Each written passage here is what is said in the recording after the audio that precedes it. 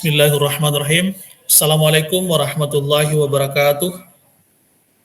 Waalaikumsalam warahmatullahi wabarakatuh. Alhamdulillahirabbil alamin adalah kata yang paling afdal kita ucapkan mengawali pertemuan kita hari ini, karena dengan rahmat dan inayahnya lah sehingga kita bisa bertemu dalam ruang virtual ini dalam rangka mengikuti pelatihan daring tentang cara pemanfaatan Google Meet dan Google Form dalam pembelajaran. Berikut ini kita akan mencoba sedikit mempelajari, mengenal tentang salah satu fitur yang ditawarkan oleh Google atau Google Suite for Education. Jadi insya Allah poin kita pada hari ini itu ada dua, yaitu Google Meet dan Google Form. Nanti kita jelaskan secara rinci sebentar. Dan saya harapkan teman-teman guru yang sempat join atau bergabung di room kita hari ini bisa memperhatikan secara langsung untuk lebih memudahkan kita mengenal maupun memahami dari aplikasi ini. Namun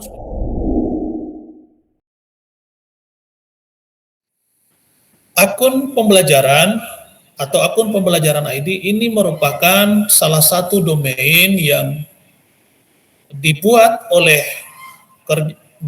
Kementerian Pendidikan bekerja sama dengan Google dalam hal ini, Google Suite for Education, untuk tenaga pengajar mulai dari tingkat SD, SMP maupun SMA sederajat. Begitupun untuk peserta didiknya untuk mendapatkan sebuah akun belajar dengan domainnya .id. Jadi mungkin ada yang bertanya, domain itu apa sih sebenarnya? Domain itu ibaratnya rumah kita, alamat kita. Contoh misalnya kalau Facebook itu domainnya di .com. Sementara untuk akun belajar ini domainnya di .id. Nah, seperti itu sebenarnya.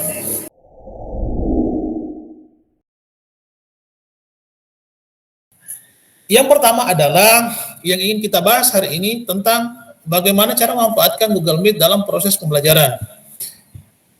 Nah, ada beberapa cara yang bisa kita lakukan karena ini sudah merupakan sebuah kebutuhan. Cara yang paling sederhana yang bisa kita lakukan adalah dengan mengklik langsung ikon Google Meet ini. Kita masuk secara langsung, masuk. Nah, akan muncul tampilan seperti ini Bapak Ibu. Di layar Bapak Ibu akan muncul seperti ini. Nah, untuk membuat rapat kita bisa mengklik ini.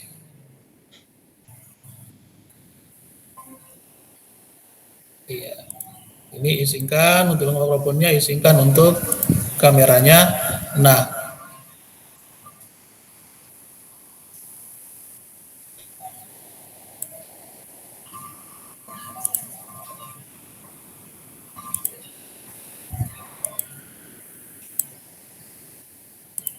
oke. Nah, sekarang Bapak Ibu sudah punya sebuah ini room, kita istilahkan room ini untuk Bapak pakai sebagai fasilitas dalam proses pembelajaran. Nah, ini sudah ada sebenarnya.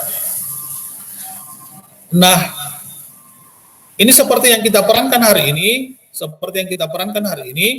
Nah, seperti inilah tampilannya. Nah, bagaimana misalnya mengundang peserta didik untuk masuk ke dalam room kita? Salah satu caranya ialah dengan mengcopy link yang ada di atas. Ini di atas, di copy, di Ctrl+C ya. Kemudian dikirim apakah melalui grup WA atau kirim lewat email supaya anak atau peserta didik kita bisa mengakses masuk ke dalam ikut dalam pembelajaran kita. Nah, fasilitas di awal yang tadi telah saya sampaikan itu kita bisa dapatkan di sini. Yang pertama adanya fasilitas raise hand atau angkat tangan.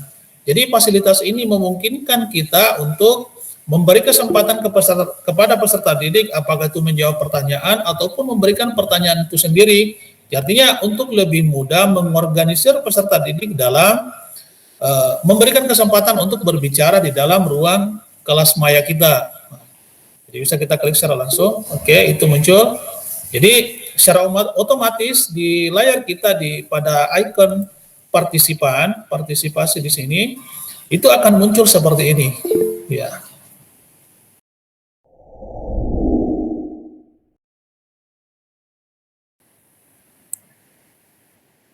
Nah, di sini seperti inilah tampilan awal dari Google Formulir. Seperti inilah tampilan awalnya. Jadi hal yang pertama yang bisa kita lakukan adalah dengan mengklik icon ini. Oke, kosong, kita klik. Nah, akan muncul seperti ini. Jadi sangat sederhana bukan? Tampilan yang ditawarkan sangat mudah kita pahami. Pertama adalah kita mengisi judul dulu. Formulir ini tanpa judul, makanya kita harus mengisi judulnya untuk membedakan tema-tema yang lain dengan soal yang kita buat hari ini. Kita ambil contoh misalnya penilaian tengah semester atau soal ini. Kemudian untuk deskripsi kita samakan saja deskripsinya, copy kemudian pastikan ke bawah. Nah, di sini pertanyaan pertama adalah kita jangan langsung menginput pertanyaannya. Jangan langsung menginput pertanyaan di situ, tapi kita yang pertama diinput di sini adalah bagaimana kita mengetahui siapa yang mengerjakan. Nah, yang pertama sekali harus kita tahu adalah nama siswa, nama peserta didiknya siapa. Nah, jadi kita klik nama, kemudian ini pilihan jawabannya, tentu pilihan jawaban singkat ya. Nama, pilihan singkat, kemudian kita aktifkan icon ini wajib diisi. Ya. Nah, selanjutnya untuk icon kolom identitas ini saya rasa sudah cukup hanya ini saja. Kemudian bagaimana cara menginputkan soalnya? Soal yang kita input. Yang pertama sekali adalah kita klik icon di bawah ini, tambahkan bagian. Oke, tambahkan bagian. Maka akan muncul, kita akan diminta membuat judul baru. Nah, judul baru sama seperti membuat tes pada biasanya. Kemudian kita bisa menuliskan seperti ini. Dari sini kita masuk ke pengaturan. Pengaturan ini untuk bagaimana kita mengatur apa-apa saja yang bisa dilakukan pada saat menjawab tes atau soal tersebut. Ini kita ambil centangnya, batasi ke satu jawaban saja. Nah, bagaimana caranya mengirim soal ini ke peserta didik? Yang pertama sekali adalah kita klik kirim. Sini kirim. Nah, kita masuk langsung ke sini, ke icon ini. Nah, inilah tautannya atau linknya. Nah, ini kan link terlalu panjang Bapak Ibu sekalian. Jadi kita perpendek URL-nya atau linknya. Nah, klik ini sudah pendek. Nah, setelah seperti ini, baru kita salin. Ini kita salin. Jadi link ini kita salin, lalu dibagikan ke peserta didik kita, apakah melalui WA atau lewat Facebook misalnya. Ya, saya rasa demikian. Semoga apa yang kita pelajari hari ini itu senantiasa mendapat rahmat. Begitu pula adanya tambahan pengetahuan baru, baik itu untuk saya secara pribadi maupun Bapak Ibu sekalian. Dan harapan kita tentunya apa yang kita dapat hari ini itu bisa dimanfaatkan baik dalam proses pembelajaran maupun berbagai pengetahuan dengan teman-teman kita yang lain. Lebih dan kurangnya mohon dimaafkan. Minallahi musta'an wa ala itiklan.